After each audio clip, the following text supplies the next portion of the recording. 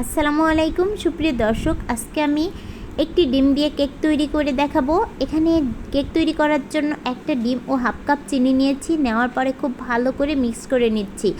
আজকে আমি কোনো রকম হ্যান্ড উইচ, ইলেকট্রিক বেটার বা ওভেন ছাড়াই কেক তৈরি করে শেয়ার করব। এখানে জাস্ট চুলাতে কিভাবে কেক তৈরি করতে হয় সেটাই কিন্তু শেয়ার করব। তবে এই কাজটি একটু ধৈর্য সহকারে করতে হবে, কারণ ডিম ও চিনি যতক্ষণ একদম মেল্ট হয়ে না আসবে ততক্ষণ কিন্তু এভাবে নাড়াচাড়া করে নিতে হবে। এর সঙ্গে আমি এখানে হাফ কাপ পরিমাণে ময়দা আর 1 টেবিল চামচ পরিমাণে দিয়ে বেকিং পাউডার দিয়েছি। দেওয়ার পরে খুব ভালো করে কিন্তু মেল্ট করে নিতে হবে। যতক্ষণ না একদম মিক্সড না হয়ে যাবে ততক্ষণ এই কাজটা করতে হবে একটু ধৈর্য সহকারে। যেহেতু আজকে আমি হাত দিয়েই করছি, জাস্ট একটা চামচ দিয়ে কিন্তু করে নিচ্ছি। আর এর সঙ্গে হাফ কাপ পরিমাণে একটু গরুর দুধ দেব, আর দুধটা অবশ্যই রুম টেম্পারেচারে থাকতে হবে। আর কেক তৈরির ক্ষেত্রে ডিমও রুম টেম্পারেচারে থাকতে হবে। ফ্রিজ থেকে বের করার সাথে সাথে ওই ডিম দিয়ে কিন্তু কেক তৈরি হবে না। কমপক্ষে 1 ঘন্টা আগে ডিমটা বের করে রাখতে হবে।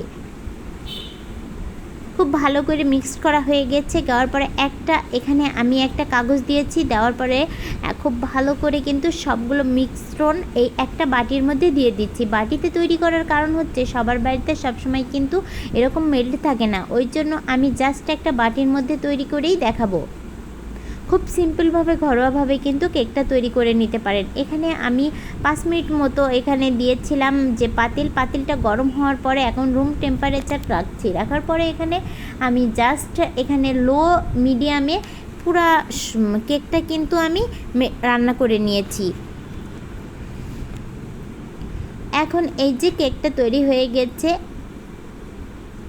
মাত্র একটা ডিমের কেক এতটা সুন্দর ভাবা যায়, তারপরও একদম কিন্তু কালারটা ওভেনের মতোই এসছে।